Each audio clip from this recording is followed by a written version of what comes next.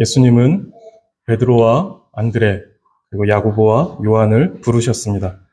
그리고 이제 그 제자들은 예수님을 따릅니다. 이들은 그저 조그마한 돛담배를 타고 취미 삼아 낚시를 하던 그런 사람들이 아니었습니다. 20절에 보면 그들은 품꾼을 고용할 정도로 규모 있게 어업에 종사하던 사람들이었습니다. 누가복음에 보면은 베드로가 야고보와 요한의 동업자였다라고 이렇게 표현하기도 합니다. 그만큼 이제 베드로, 안드레, 야고보, 요한 모두 다 그저 조그마한 돛담배 타고 낚시를 하는 사람이 아니라 품꾼을 부릴 정도로 규모 있는 그런 어업에 종사했던 사람들이었다라는 것을 알 수 있습니다. 마가는 의도적으로 품꾼을 고용하고 있다라는 것을 기록하고 있는데 마태와 누가는 이것에 대해서 기록하지 않는데 마가는 이것을 기록합니다. 이들이 단지 할 일이 없어서 아쉬울 것이 없어서 예수님을 그냥 따라간 것이 아니라 이들은 많은 것들을 포기한 채로 예수님을 따라갔다라는 것을 말해주고자 한 것입니다. 게다가 이들은 경제적인 것에 대한 포기뿐만 아니라 야고보와 요한은 아버지인 세베대를 배에다가 버려두고 예수님을 따랐다라고 말합니다. 그리고 베드로 역시 생업과 가족들을 두고 예수님을 따랐다라는 사실을 알 수 있습니다. 카톨릭에서는 베드로가 독신으로 살았다라는 이런 가정을 합니다. 그래서 이제 베드로가 독신이었다라는 가정하에 사제들의 독신주의를 주장한다라고 하는데 성경은 많지는 않지만 베드로가 결혼을 했다라는 근거들이 분명하게 있습니다. 고린도전서 9장 5절을 보시면 우리가 다른 사도들과 주의 형제들과 게바와 같이 믿음에 자매된 아내를 데리고 다닐 권리가 없겠느냐라고 하면서 이제 바울이 이야기하는 것이죠. 베드로는 그 아내와 함께 전도 여행을 다녔다라는 것을 바울이 말해주고 있다라는 것이죠. 그래서 이제 베드로가 결혼을 했다라는 사실에 대해서 알려줍니다. 그리고 어떤 전승에 의하면 그렇게 베드로와 베드로의 아내가 함께 전도 여행을 다녔고 베드로의 아내 역시 순교당했다라고 이렇게 이야기합니다. 그리고 오늘 본문에서도 보시면 베드로의 장모가 나오는데 이 사실 역시 베드로가 결혼하여서 가정을 가지고 있었다라고 말해줍니다.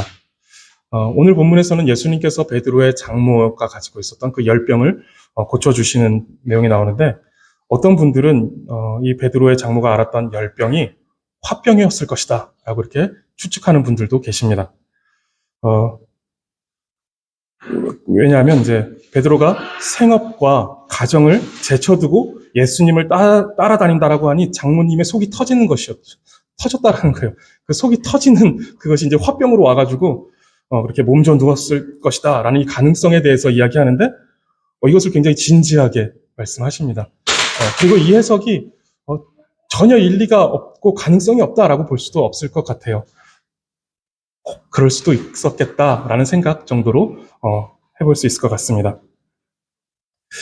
이 병이 정말 화병인지 어떤 다른 병인지 모르지만 어쨌든 제자들은 생업과 가족 그리고 품꾼들에 대한 책임을 뒤로 한 채 예수님을 따랐습니다. 많은 것들을 이제 뒤로 한 채 예수님을 따르는 것을 가장 우선된 가치로 삼았다라는 것이죠. 이전에도 말씀드렸지만 이것이 가족들과 완전하게 갈라섰다라는 것이 아닙니다. 가족들 아예 버려버렸다. 가족들과 연을 끊어버렸다라는 것이 아니라 예수님을 따르는 것이 가장 우선적인 가치로 그들이 삼았다라는 것입니다. 그것을 알 수 있는 한 예가 오늘 본문에서 예수님이 베드로의 집에 가서 그의 장모의 열병을 고쳐주셨다라는 것입니다. 완전히 갈라서지 않았다라는 것이죠. 그 가족과 관계를 계속해서 가지고 있었다라는 것을 이제 말씀해주고 있고, 이것은 이제 그렇기 때문에 완전히 버리고 모든 것을 다 무가치하게 여겨버리고 하나님만 따라라, 하나님만 믿어라, 예수님만 따라라 라는 것이 아니라 이것은 우선순위에 대한 문제였다라는 것에 대해서 우리는 생각해 볼 수 있습니다. 성도님들은 이러한 우선순위를 잘 지키고 계신가요? 우리 중에는 이렇게 지금 우리가 이제 이런 일상들을 살아가는 걸 봐서는 모든 걸 다 무가치하게 다 버려버리고 어디 이제 수도원이나 기도원 같은 데 이렇게 탁 박혀서 하나님만 바라고 뭐 이런 삶을 살아가지는 않는 것 같아요. 그렇다면 이제 우리는 여러 가지 가치들을 가지고 살아갈 텐데 그 가치들 중에 우선순위를 잘 정하고 이것을 잘 유지하고 계신가요? 우리는 세상을 살아가면서 소중한 가치들을 가지게 됩니다. 자녀, 그리고 직업, 친구, 그리고 봉사, 이런 등등의 어떤 좋고 소중한 가치들이 우리의 삶에 생겨납니다. 이러한 것들 가운데 하나님을 최우선으로 생각하고 모든 가치의 기초가 되고 있다는 것을 알 수 있는 기준들이 필요한데 이것을 확인해야 된다는 것이죠. 가장 기본적인 시금석은 주일일 것입니다. 하나님이 정하시고 복되게 하셔서 하나님의 백성들을 모아 예배하게 하신 이 날을 가장 귀하게 여기고 있느냐라는 것에서 우리가 하나님을 가장 우선순위에 두고 있느냐, 이 날만큼은 모든 것들을 다 내려놓고 하나님께 집중할 수 있겠느냐, 라는 것이죠. 내일이 시험 기간인데 오늘 공부 안 하고 하나님께 예배하는 것에 집중할 수 있겠느냐라는 것입니다. 그것을 내가 이 시간에 하나님께 집중해도 하나님께서 나의 삶을 책임져 주신다라는 것에 내가 마음을 둘 수 있겠느냐라는 것이겠죠. 그 외에도 우리는 삶의 구석구석에 우리의 우선순위를 점검해 볼 수 있는 기준들을 가지고 종종 자신을 들여다보고 점검하는 일을 해야 합니다. 내가 하나님의 말씀을 잘 읽고 있는지, 규칙적으로 경건 생활을 하고 있는지, 내가 교회의 어떤 그런 일들에 적극적으로 참여하고 있는지, 이런 것들을 통해서 우리의 우선순위가 무엇인지에 대해서 점검할 수 있는 그런 기준들을 우리의 삶의 구석구석에 두고 종종 우리의 우선순위를 점검해야 한다라는 것입니다. 우리가 신앙의 우선순위를 잃어버리는 것은 한순간입니다. 한순간에 우리의 믿음은 무너져 버린다라는 것이죠. 그리고 타당하고 합리적인 듯한 이유들로 이건 어쩔 수 없어 라며 그 우선순위를 침범하게 되는 일들이 우리의 삶에 자주 나타납니다. 사탄이 자꾸만 우리 귀에 속삭이는 것이죠. 이거는 정말 해야 되는 일이야. 너가 평생 예배할 거잖아. 평생 예배할 건데 오늘 한 번은 정말 이걸 해야 돼. 평생 예배할 거니까 오늘만 좀 양보하자. 오늘만은 어쩔 수 없어. 거기에 설득당해서는 안 된다라는 것이죠. 우선순위를 이렇게 침범당하게 해서는 안 된다라는 것입니다. 가족을 돌보는 것은 너무너무 중요합니다. 말할 필요도 없습니다. 가족이라는 가치는 너무 중요한 가치입니다. 직업도 너무 중요합니다. 우리의 직장. 하나님께서 우리를 부르신 그 자리 너무 중요합니다. 그리고 인생에서 만난 친구도 너무 소중하고 또 가난하고 어려운 사람을 돕는 봉사도 너무 중요한 가치입니다. 이것들이 가지고 있는 이 가치를 폄하할 생각은 조금도 없습니다. 그것은 너무 중요한 가치들입니다. 다만 이것들은 하나님과 그분의 영광을 기초로 할 때만 가치가 있다라는 것은 우리가 계속해서 되새겨야 하는 부분이다라는 것을 강조하고 싶은 것입니다. 하나님을 가장 우선으로 섬기고 따르지 않을 때 우리는 그 모든 가치를 가장 소중한 방식과 가장 소중한 형태로 지켜낼 수가 없습니다. 하나님보다 자녀를 더 사랑하는 사람은 자녀에게 가장 소중한 가치를 전달해 줄 수 없기 때문에 자녀를 가장 소중히 여기는 일에 실패할 것입니다. 우리가 가장 사랑하는 우리 자녀에게 줄 수 있는 가장 소중한 가치, 하나님을 예배해라 라는 가치인데 우리가 그러한 가치를 가지고 있지 않고 붙들지 않고 있다라면 우리 자녀에게 그것을 줄 수 없다라는 것이죠. 그렇다면 우리는 자녀를 가장 소중히 여기는 일에서 실패하게 될 것이다라는 것입니다. 우리의 시선이 항상 자녀를 바라보고 있다고 해서 그것이 자녀를 가장 소중히 여기는 것이 아닙니다. 자녀와 함께 하나님께 그 시선을 두는 것, 이것이 자녀를 가장 소중히 여기는 것입니다. 친구도, 직업도, 봉사도 그 어떤 가치다 하더라도 똑같습니다. 그 자체를 바라보는 것, 그 자체를 바라보면서 그것을 이제 내가 부둥켜 안고 있는 것이 그것을 소중히 여기는 방법이 아니다라는 것이죠. 그것과 함께 하나님을 바라볼 수 있을 때, 내 직장과 함께 하나님을 바라보고 친구와 함께 하나님을 바라보고 내가 하는 여러 선한 일들을 통해서 하나님을 바라볼 수 있을 때 그것들은 그것이 가지고 있는 최고의 가치를 드러낼 것입니다. 베드로는 예수님을 따르기로 결정했습니다. 그리고 오늘 본문을 보시면 베드로가 예수님을 따르기로 결정하였으나 그가 가족들을 내팽개친 것이 아니라 그의 가족이 함께 예수님을 섬기며 그 가치가 빛나는 모습을 볼 수 있습니다. 이 장모도 역시 예수님께 수종드는 사람으로 되어졌고 아까 말씀드렸듯이 베드로의 아내는 베드로와 함께 전도 여행을 다니며 순교하기까지 하는 그런 모습들을 보일 수가 있죠. 21절에서 예수님은 제자들과 함께 가버나움의 회당에 들어가십니다. 그리고 그곳에서 더러운 귀신 들린 사람에게서 귀신을 쫓아내신 후에 오늘 본문인 29절을 보시면 이제 회당에서 나와 곧 야고보와 요한과 함께 시몬과 안드레의 집에 들어가십니다. 21절부터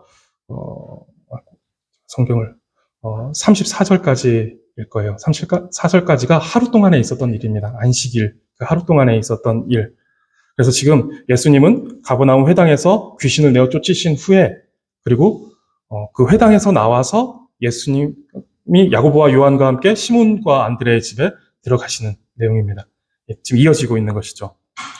예수님께서 지금 회당이라는 공적인 장소에서의 어떤 사역을 하신 후에 베드로와 안드레의 집이라는 사적인 영역, 그러니까 이 공적인 영역에서 이 사적인 영역으로 이동하고 계시는 것입니다. 그리고 그곳에서 하나님의 나라가 확장되어지는 공적인 장소에서, 공적인 영역에서의 하나님의 나라 확장과 사적인 영역에서의 하나님의 나라의 확장에 대해서 이제 우리가 볼 수 있는 것이죠. 이것은 하나님의 나라가 우리의 삶의 모든 영역에 나타나야 한다라는 것을 말해줍니다. 주일 예배라는 어떤 우리 신앙의 공적인 모임들, 이곳에서도 하나님의 나라가 이루어져야 되고 하나님의 나라가 선포되어져야 되고 우리가 그 하나님의 나라 속에 머물러야 하는 것은 물론이지만 우리가 집으로 돌아가는 차 안에서 그리고 집에서 이제 편안하게 소파에 앉아서 무언가를 하는 그 시간 속에서도 그리고 월요일부터 시작되는 개인의 일상에서 모든 영역에서 그 모든 영역으로 하나님의 나라가 확장되어야 한다라는 것을 말씀해 줍니다. 예수님은 공적인 영역에서 사적인 영역으로 이동하시면서 귀신을 쫓으시고 병을 고치십니다. 그렇게 모든 영역에서 하나님의 나라를 확장해 나가십니다. 성도님들의 삶의 영역에는 얼마나 하나님의 나라가 확장되어 있으신가요? 그저 회당 안에서 귀신을 내쫓는 그런 회당 안에서의 공적인 영역 안에서만 우리에게 하나님의 나라가 임하고 우리는 그곳에서만 하나님의 나라를 살아가고 있지는 않으신가요? 모든 영역에서 하나님의 성품을 가지고 하나님의 말씀에 지배를 받으며 하나님의 영광이 드러나는 삶을 살아가고 계신가요? 내 생각, 내 고집을 지나치게 주장하며 살아가고 있지는 않으신가요? 나의 이익을 위해서 짓밟고 올라서는 경쟁에 아무렇지도 않게 올라타 누군가의 등 위에 무거운 자기의 나라를 세워가고 있지는 않으신가요? 다시는 일어서지 못하게 내가 짓밟은 내 나라를 아주 무겁게 만들어서 저 사람 등 위에 올라서서 다시는 일어서지 못하게 나를 평생 섬기는 자로 만들어버리려는 이러한 삶을 살아가고 있지는 않으신가요? 하나님의 나라의 삶의 모습이 아니죠. 하나님의 형상으로 창조된 사람답게 서로에게서 확인되는 그 하나님의 형상을 존중하며 그 하나님의 형상이 회복되어지도록 사는 것이 아니라 짓밟지 않으면 짓밟힌다라는 진화론자적인 생각으로 그저 짓밟고 경쟁하여 생존하고자 살아가고 있지는 않으신가요? 절대 포기 못해. 절대 희생하지 않을 거야. 절대 물러서지 않을 거야. 내가 물러서면 제가 날 짓밟을 거고 나는 도태돼 버릴 거야. 실패자가 될 거야. 이런 생각으로 우리가 살아가고 있지 않으신가요? 그렇다면 우리의 삶에 하나님의 나라가 확장되어지지 않은 영역이 있다는 것이고 하나님의 나라에 우리가 지배되지 않은 상태로 살아가고 있다는 것이겠죠. 생존이 우리의 목적인가요? 진화론자들이 말하는 것처럼 내가 짓밟지 않으면 짓밟힌다라는, 그래서 무조건 살아남기 위해서 짓밟아야 한다라는 이 생존이 우리의 목적인가요? 그것은 하나님의 나라를 사는 것이 아닙니다. 하나님의 나라의 원리가 아니라 그건 그 진화론자들이 말하는, 세상이 말하는 삶의 원리인 것이죠. 거기는 하나님의 나라가 아니라 죄와 사망과 저주와 비참으로 가득한 죄인의 나라입니다. 우리가 사는 하나님의 나라에서는 생존이 목적이 아니기 때문에 손해보는 것이 가능합니다. 손해봐도 괜찮다라는 것이죠. 하나님의 나라에서는 그것이 가치 있는 것이 아니라 그것이 삶의 방식이 아니다라는 것이죠. 하나님의 나라에서는 그렇다라는 것입니다. 그렇기 때문에 그곳에서는 손해보는 것이 가능하고 희생도 가능하고 원수를 용서하고 사랑하는 것도 가능합니다. 왼뺨을 맞았을 때 오른뺨을 돌려대는 것이 가능한 나라가 하나님의 나라입니다. 그렇게 살아도 괜찮은 나라가 하나님의 나라라는 것입니다. 그래도 괜찮은 나라에 살아가고 계십니까? 내가 무언가를 포기하고 저 사람이 내 위에 올라가는 것을 박수 쳐줄 수 있는 그런 나라에 살아가고 계십니까?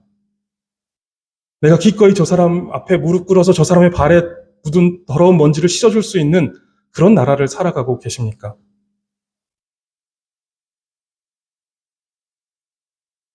하나님의 나라는 그렇게 살아도 괜찮은 나라입니다.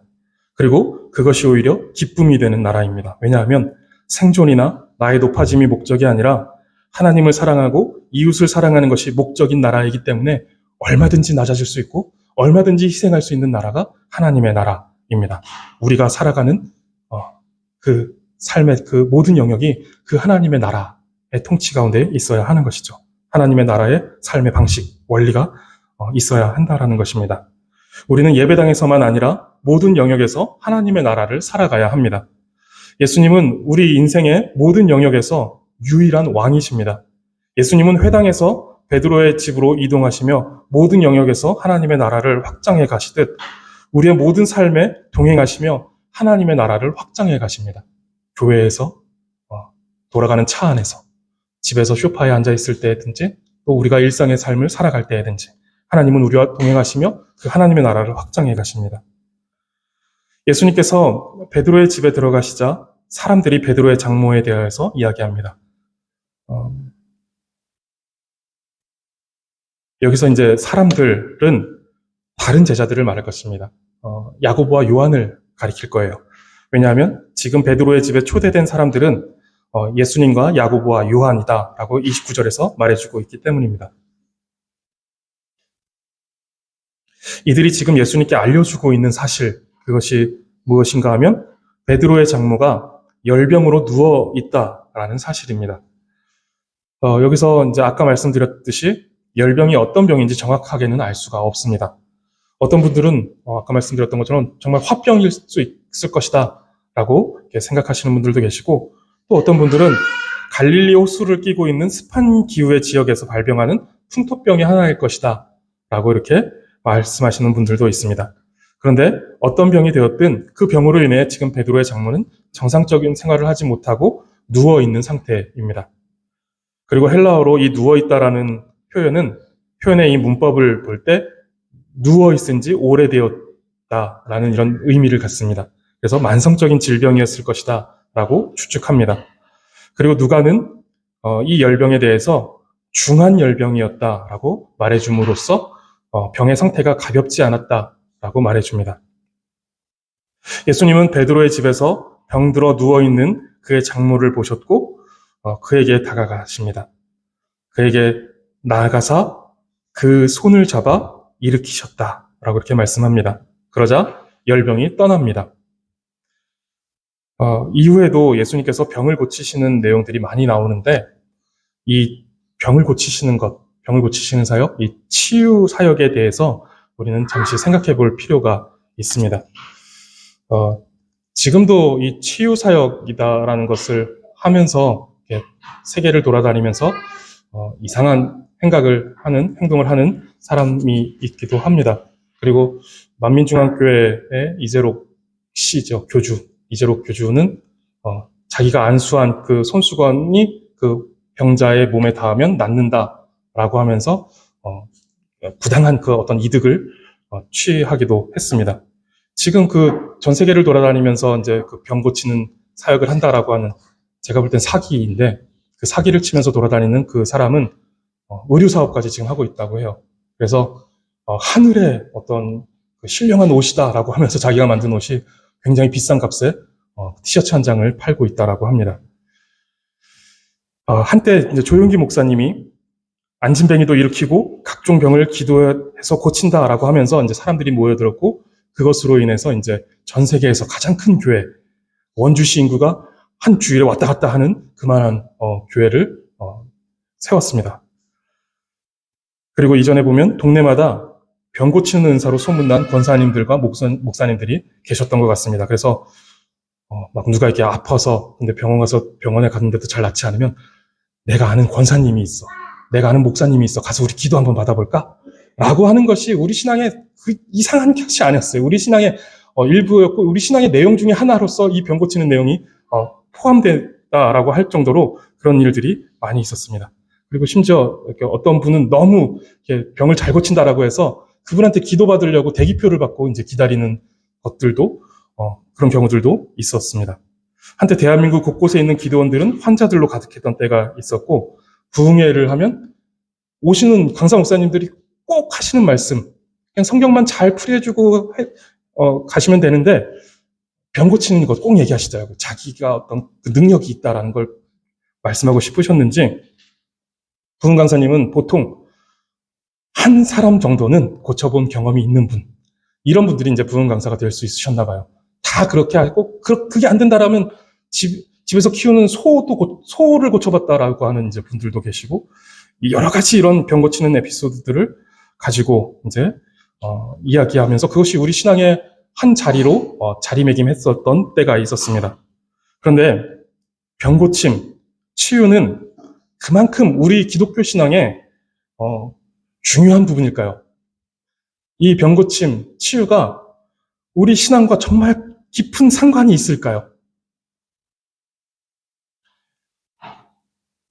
성경에는 치유의 사건이 예수님의 공생의 기간과 초대교회 초기에 집중적으로 나타납니다.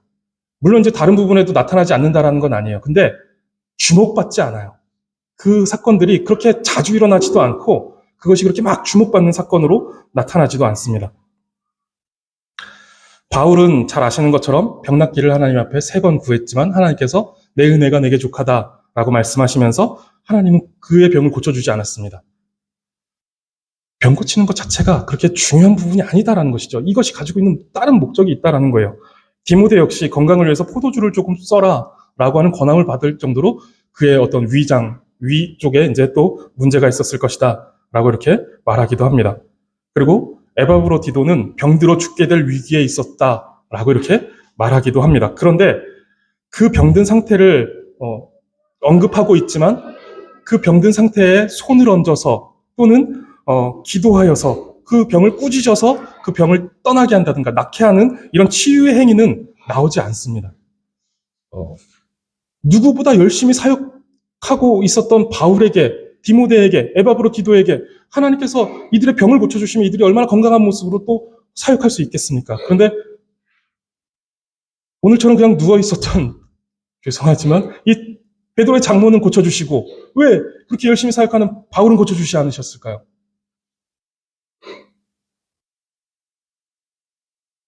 병이 들었을 때 기도하는 것은 자연스러운 신앙 행위입니다. 기도해야 하죠. 창조주께 병들어 신음하는 백성을 긍휼히 여겨달라고 구하는 것은 이상한 것이 아닙니다. 야고보서 5장에서도 서로 병낫기를 위해서 기도하라고 말씀합니다. 병에 대해서 우리가 가만히 그냥 방치해놓고 이건 기도할 문제도 아니야 라고 하는 것은 아니에요. 기도해야 하는 부분입니다. 기도해야 합니다.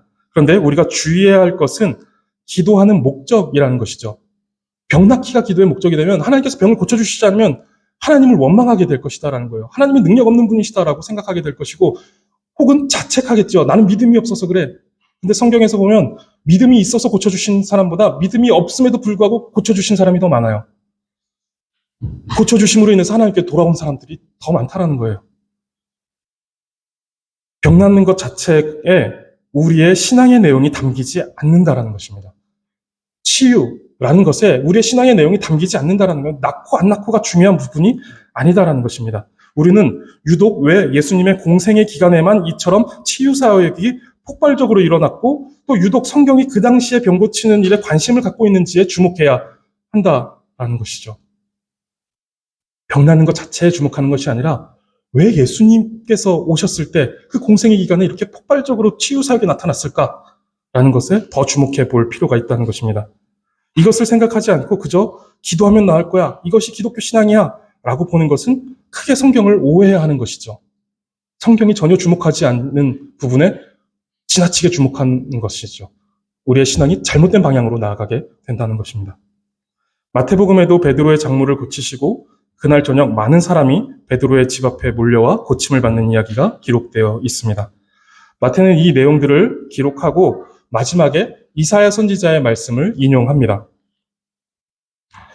보시면 마태복음 8장 17절인데 이는 선지자 이사야를 통하여 하신 말씀에 우리의 연약한 것을 친히 담당하시고 병을 짊어지셨도다 함을 이루려 하심이더라. 베드로 장로의 열병을 고치시고 또 그날 저녁에 예수님 베드로의 집 앞에 찾아온 많은 병자들과 귀신 들린 사람들을 고치시는 내용을 이야기하고 마태는 그것의 목적이 우리의 연약한 것을 친히 담당하시고 병을 짊어지셨다라고 하는 그 예언을 이루게 하기 위해서 그렇게 하셨다라고 말씀하고 있는 것이죠. 그러니까 예수님의 치유는 건강을 주는 것 자체, 그 병을 고치고 귀신을 내쫓는 것 자체의 목적을 갖고 계신 것이 아니라 참 복음이시고 참 메시아이신 그 메시아이심을 증명하는 게 목적이었다라는 것이죠. 구약의 예언대로 오시는 참 메시아이심을 증명하는 수단으로서 그 병 고치는 일들을 그토록 많이 행하셨다라는 거예요.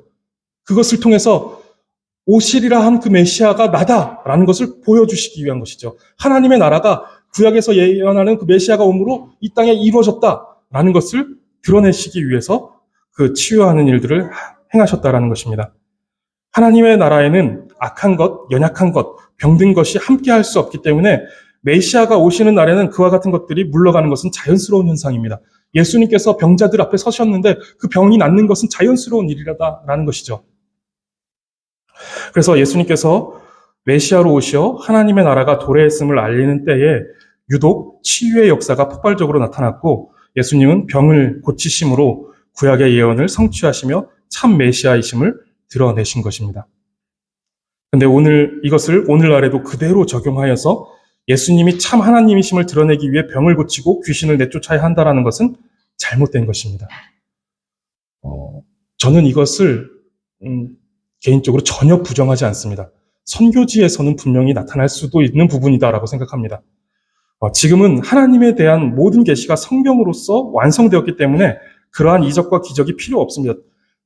예수님께서 그리스도이심, 예수님께서 구원자이심을 참 하나님이심을 증명하는 것이 기적을 통해서 나타낼 필요가 없다라는 거예요. 성경이 이미 그것을 완전하게 기록해 놓고 있기 때문에 그것을 가르치면 된다라는 것입니다. 그것으로 증명하면 된다라는 거예요. 근데 선교지, 아직 성경이 다 보급되지 않았고 성경에 번역되지 않은 그런 어떤 미개한 민족들에게서는 하나님이 참 하나님이시다라는 것을 증거하기 위해서 하나님께서 일하실 수도 있다라고 생각을 합니다. 그러나 지금 우리나라에서는 적어도 대한민국에서는 그런 일들이 나타나서는 안 됩니다.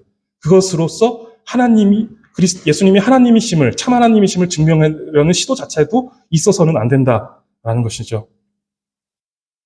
그저 성경을 잘 드러내면 됩니다. 교회를 개척할 때 몇 번 말씀드렸던 것 같은데 저는 이게 너무 속이 막 고구마 먹은 것처럼 답답했던 일이어서 교회를 개척할 때 저한테 이런 은사 사역을 하라고 권하셨던 목사님이 계셨습니다. 병 고치고 귀신 쫓고 하는 이런 은사 사역을 해라. 너무 답답했는데 아무 말도 못했던 기억이 있습니다. 뭔가 단단히 잘못 생각하고 계신 것이죠. 지금은 그러한 사역으로서 하나님의 하나님 되심을 증명하는 시대가 아닙니다. 그것은 교회가 해야 될 일들도 아니고 교회에서 나타나야 될 은사도 아닙니다. 그것이 교회에서 나타났을 때 오히려 그것은 교회를 망가뜨리는 요소로 작용할 확률이 아주 높습니다. 교회는 여러 은사들이 필요하지만 이런 식의 치유의 은사는 비성경적일 뿐만 아니라 그러한 은사는 존재할 이유가 교회 안에 없습니다. 병 고치는 것이 우리가 신앙의 내용으로 삼을 이유가 아무것도 없다라는 것이죠. 지금 병 고치는 은사는 교회에 주어져 있지 않고 병원에 주어져 있습니다. 그 병 고치는 은사는 의사가 가지고 계시다는 거죠. 우리 김견 집사님께서 그 병 고치는 은사를 가지고 계시다라는 거예요. 하나님은 아프면 병원에 가시는 것이 이제 좋은 신앙을 가진 것입니다. 아플 때 교회에 와서 무조건 기도해서 낫겠다라고 하는 것이 좋은 신앙이 아니라 아프면 하나님께서 우리에게 일반 은총 가운데 허락하신 그 병원, 그 병 고치는 은사를 주신 그 의사에게 가서 자신을 보이는 것. 그래서 그 하나님께서 주신 일반 은총을 열심히 부지런히 활용하는 것.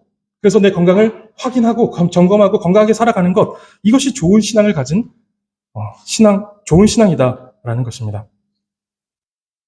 병이 낫고 안 낫고는 우리의 신앙과는 아무 관계가 없습니다. 오히려 성경은 우리가 죽을 것이다 라고 얘기합니다. 너희 병이 나을 것이다. 너희가 무병장수할 것이다. 그렇게 살 것이다 라고 말하지 않고 고난받을 것이고 병이 그대로 있을 것이고 그리고 너네는 너의 죄로 인해서 죽을 것이다 라고 말하는 것이 오히려 성경의 가르침입니다. 예수님은 병을 고치셨지만 그 자체를 목적으로 하신 것이 아니라 하나님의 나라가 도래하였음을 보여주시고자 메시아께서 하나님의 나라와 함께 왕으로 오셨다라는 것을 증명하는 수단으로서 잠시 사용하셨습니다. 성경에 보면 사람들은 구원이나 하나님의 나라에 관심도 없으면서 예수님께 나와 병 낫기를 구합니다. 그저 육적인 일에만 관심이 있었던 것입니다. 그때나 지금이나 우리는 육적인 일에만 관심을 가지게 되는데 그것을 주의해야 합니다. 병 낫기를 기도할 수 있지만 그 상태와 형편을 가지고 우리가 기도해야 하는 목적은 언제나 하나님의 영광이 되어야 합니다. 내 병이 하나님의 영광을 드러내는 수단으로 사용되어진다면 그 병을 가진 채로 살아가는 것이 또 우리가 감당해야 될 신앙의 몫이다라는 것이죠. 이것이 또 그것을 그렇게 잘 감당해내면서 살아가는 그 신앙이 하나님께 영광을 돌리고 또 그것을 통하여서 많은 사람들이 신앙의 내용이 이렇다라는 것을 또 확인하게 되는 것이죠. 우리도 또 그러한 신앙을 가지고 살아갔으면 좋겠습니다. 예수님께서 베드로의 장모의 열병을 고치셨습니다. 그런데 이 치유는 단지 육적인 질병을 고치는 것이 아니라 귀신을 내쫓고 하나님의 나라가 임하게 하신 것처럼 병을 고치시고 하나님의 나라가 이루어지게 하신 것입니다. 다시 말해서 이 치유는 베드로의 장모의 육신만 아니라 그의 인격과 영혼을 변화시키는 전인적인 치유였다라는 것이죠. 베드로의 장모는 즉각적으로 회복되었습니다. 회복되는 그 기간이 필요하지 않았어요. 예수님께서 손을 잡아서 일으키시자 그의 열병이 떠나갔고 그는 곧바로 31절 끝에 보시면 여자가 그들에게 수종되니라 라고 이렇게 말씀합니다. 즉각적으로 회복되었고 그 베드로의 장모는 예수님과 그 제자들의 수종을 들었습니다. 수종을 들었다라는 것은 당시 사회에서 일반적으로 여성들의 일로 여겨졌던 그 식탁을 준비하는 일, 밥을 차려주는 일을 말합니다. 즉 예수님과 제자들의 식사를 이 장모가 그 병에서 일어나 이제 식사를 준비해 줬다라는 것이죠. 누워있던 장모는 예수님의 손에 일으켜지며 열병이 떠나자 곧장 섬김의 자리로 나아가 예수님과 제자들을 섬깁니다. 병들어 누워있던 사람이 예수님의 손이 닿고 그가 일으키시자 힘을 주시자 회복되어 섬기는 사람이 되었다라는 것입니다. 성도님들, 예수님을 만나 병이 낫고 귀신을 떠나는 일들보다 더 큰 능력과 회복과 변화가 우리에게 있었다라는 사실을 우리는 기억해야 합니다. 병들어 누워있던 베드로의 장모가 예수님으로 별병이 떠나자 그 장모는 곧장 섬기는 사람이 되었습니다. 예수님의 능력을 경험하자 그는 곧장 예수님을 그 회복된 힘을 가지고 예수님을 섬기는 일로 나아갔다라는 것이죠. 우리도 역시 이러한 변화가 나타나야 한다는 것입니다. 그보다 더 큰 역사와 더 큰 경험, 더 큰 변화가 우리 가운데 있었는데, 회복이 있었는데 우리도 역시 섬기는 자리로 곧장 나아갈 수 있어야 한다라는 것이죠. 마가복음에서는 이 수종드는 것, 즉 섬기는 것이 얼마나 중요한지에 대해서 강조합니다. 이 섬기는 것에 대한 의미를 매우 강조하고 있다는 것이죠. 섬김은 종의 형체를 입고 이 땅에 내려오신 예수님의 삶의 방식이었습니다. 마가는 그것을 이야기합니다. 마가복음 10장 45절입니다. 마가가 얼마나 이 섬김이라는 부분을 강조하고 있는지, 중요하게 생각하고 있는지를 볼 수 있는 구절인데, 인자가 온 것은 섬김을 받으려 함이 아니라 도리어 섬기려 하고 자기 목숨을 많은 사람의 대속물로 주려 함이라 라고 말씀합니다.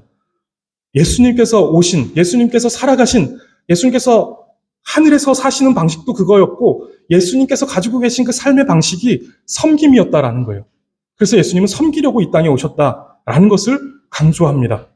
그리고 그 섬김은 제자들의 삶의 방식이 되어야 한다라고 예수님께서 말씀하십니다. 그 앞에 구절인데 10장 43절과 44절을 보시면 너희 중에는 그렇지 않을지니 너희 중에 누구든지 크고자 하는 자는 너희를 섬기는 자가 되고 너희 중에 누구든지 으뜸이 되고자 하는 자는 모든 사람의 종이 되어야 할 것이다 라고 말씀하십니다. 하나님 나라의 큰 자는 섬기는 자이고 모든 사람의 종이 되는 자가 큰 자다라고 말씀합니다. 마가에게 이 섬김은 하나님의 나라와 관련하여서 매우 중요한 키워드로 지금 작용하고 있다라는 것입니다. 이 지금 베드로의 장모가 그냥 일어나서 수종드니라 라고 하는 것이 그냥 힘이 생겼으니까 오셨으니 밥 한 끼 하세요 라고 하는 그 정도가 아니라는 것이죠. 마가는 의도적으로 이 표현을 쓰고 있다라는 거예요. 섬김이라는, 수종든다라는 이 표현을 쓰고 있는 것입니다. 왜냐하면 그것이 하나님의 나라가 그를 지배했을 때, 그의 나라에 하나님의 나라, 그 안에 하나님의 나라가 임했을 때 그에게 나타나는 중요한 변화가 섬김이라는 것입니다. 여기서 이제 섬기는 자라는 단어는 디모데전서 3장 8절에서 집사로 번역되기도 하는 단어입니다.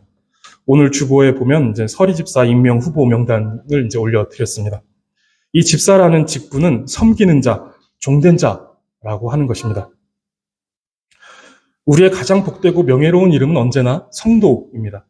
우리는 이 성도라고 불리는 것을 가장 기뻐해야 합니다. 이것이 우리의 영원한 정체성이기 때문에 그렇습니다. 우리는 성도라는 이 영원한 정체성을 가지고 교회 안에 있을 때, 우리가 이 땅을 살아갈 때, 이 교회 안에 있을 때 은사를 따라서 직분이라는 옷을 입게 됩니다.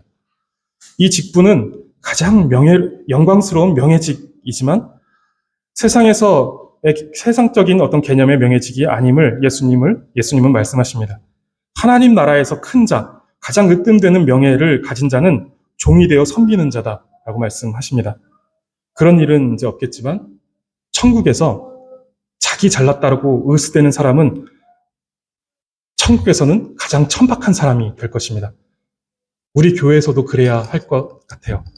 하나님의 나라가 임해 있는 우리 공동체 속에서 나 잘났다라고 의스대는 사람은 가장 천박한 사람으로 여겨져야 할 사람이 되어야 할 것입니다.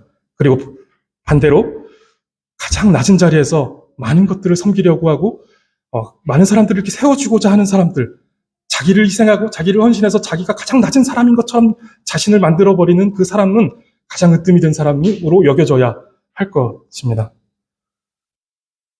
이러한 나라가 이미 우리 가운데 임했습니다. 왕이신 예수님께서 우리의 삶에 찾아와 우리의 더럽고 연약하고 병들고 악한 영혼을 만지시고 구원하여 주셨습니다. 그리고 우리를 새롭게 하셨습니다. 그럼 이제 우리의 삶에 나타나야 하는 삶의 방식은 섬김입니다. 겸손, 섬김, 낮아짐, 수종. 이것이 우리의 삶의 방식이다라는 것이죠. 세상은 섬김을 받는 자리에 서기 위해 살아갑니다. 높은 자리에 앉아서 호령하는 것을 목표로 살지 밑바닥에서 땀나게 뛰어다니는 것을 목표로 살지 않습니다. 내가 이러려고 돈을 번다라고 하죠. 아주 고급 호텔, 고급스러운 어디에 가서 막 사람들이 다 해주는 밥 먹고 해주는 대로 이렇게 어떤 서비스를 받고 하면서 이러려고 돈을 벌지. 그러려고 사는 사람들이 세상 사람들이라면 우리는 그러려고 사는 사람들이 아니다라는 것을 기억해야 합니다. 예수님은 가장 높은 곳에서 모든 피조물의 섬김을 받기에 합당하신 하나님이셨습니다. 그것이 마땅하신 분이시죠. 가장 높은 곳에서 모든 사람의, 모든 만물의 섬김을 받으실 분이 하나님이십니다. 그런데 예수님의 삶의 방식이 그것이 아니었던 것이죠. 그래서 예수님은 가장 낮은 곳에 섬기러 오셨습니다. 가장 높으신 분이 가장 낮은 종이 되어 오신 것입니다. 그것이 예수님의 삶의 방식이고 하나님 나라의 원리였던 것입니다. 예수님이 그렇게 사셨는데 우리도 그렇게 살아가야 하지 않을까요? 왕이신 예수님께서 그 원리를 따라 살아가고 계시는데, 그래서 누구보다도 낮은 자리로 내려오셨는데, 누구보다도 그 많은 격차를 뚫고 내려오셔서 그 낮은 자리에 서셨는데, 우리가 뭐라고 거기서 높아지려고 하고 뭐라고 섬김을 받으려고 하겠습니까? 예수님께서 그러셨다라면 우리는 바짝 엎드리기라도 해야죠. 바짝 엎드리기라도. 이것이 우리의 삶의 방식이 되어야 합니다. 섬김은 하나님의 나라가 임했다는 증거입니다. 성도님들의 삶에서 그 증거가 많이 발견되기를 바랍니다.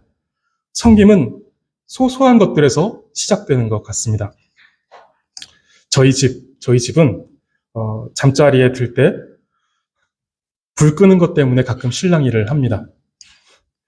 제일 늦게 들어온 사람 누구야? 제일 늦게 누운 사람은 누구야? 너가 제일 가깝네. 저 스위치에서 너가 가서 끄고 와. 이런 실랑이를 종종 합니다. 일주일에 한 두세 번씩은 하는 것 같아요. 적어도 오늘 밤에는 우리 집에서 제일 나이 많은, 그리고 몸 무게도 제일 많이 나가는, 일어서기 제일 힘든 제가 불을 끄도록 하겠습니다. 섬김은 소소한 것들에서 시작되어야 합니다. 성도님들의 가정에서는 어떤 소소한 섬김의 요소들이 있으신가요? 생각해 보시기 바랍니다. 그 작은 섬김의 요소들 속에 적극적으로 나서시기 바랍니다. 회사에서는 어떤 섬김의 거리들이 있으신가요? 찾아보면 우리가 섬김을 받으려고 하기 때문에 보이지 않던 부분들이 이제 우리가 낮아져서 섬겨야 하겠다라고 한다라면 아주 많은 것들이 보일 것 같습니다. 그 소소한 일들에서 섬김을 시작하시기 바랍니다. 그리고 그 섬김이 습관이 되고 또 삶의 방식이 되어 가정뿐만 아니라 더 나아가서 이웃을 섬기고 사회를 섬기고 온 세상을 섬기는 성도님들과 교회가 되기를 바랍니다. 그 섬김의 동력은 구원의 기쁨입니다. 그저 착한 내 성품, 그냥 겸손한 내 성품, 이것이 아니라 구원의 기쁨에 그 동력이 있습니다. 성령님께서 그 기쁨을 날마다 새로운 감격 속에 일으켜 주셔야만 합니다. 예수님께서 베드로의 장모의 손을 잡아 일으키시는 것이 섬김의 동력이 되었듯이 성령께서 날마다 우리의 영혼을 붙드셔서 우리를 일으켜 주시는 것, 그래서 그 구원의 기쁨을 늘 항상 가지고 살아가게 하시는 것, 이것이 우리가 우리의 가족을 섬기고 이웃을 섬기고 또 이 세상을 섬기는 어떤 동력이 된다라는 것입니다. 그러면 우리는 소소한 섬김에서 나아가 더 큰 섬김까지도 섬길 수 있는 것들, 이 섬김의 요소들이 이 세상 속에서 있는 많은 섬김의 요소들이 우리 눈에 보이게 될 것입니다. 그리고 우리는 복음으로 또 그리스도인으로서 하나님께서 주신 그 힘을 가지고 우리는 이 세상을 섬기며 예수님을 닮아 살아가는 사람들이 될 수 있을 것입니다. 우리의 삶에 찾아오신 예수님, 누워있던 내 비참하고 연약한 삶을 잡아 일으키사 새롭게 하신 그 예수님과 동행하시며 구원의 기쁨 가운데 겸손히 섬기는 삶을 살아가시는 저와 여러분 성도님들 되시기를 간절히 바라겠습니다. 기도하겠습니다. 하나님, 가장 높으신 하나님께서 섬김을 받고자 하지 않으시고 가장 낮은 모습으로 섬기고자 이 땅에 오심에 감사드립니다. 우리 안에 있는 온갖 더럽고 연약하고 병든 것들을 고치시고 하나님의 나라를 이루어 주심에 감사합니다. 예수님처럼 하나님 나라의 삶의 방식을 가지고 살아가게 하여 주시옵소서. 구원의 큰 기쁨이 날마다 우리 속에 샘솟게 하여 주셔서 기쁨으로 우리의 가정과 이웃과 원수까지도 섬기면서 기꺼이 내 것을 포기하고 기꺼이 내 것을 내려놓으며 예수님을 닮은 겸손한 성품으로 살아가는, 그리고 하나님의 나라를 살아가는 우리 모두가 되게 하여 주시옵소서. 감사드리며 예수 그리스도의 이름으로 기도드립니다. 아멘.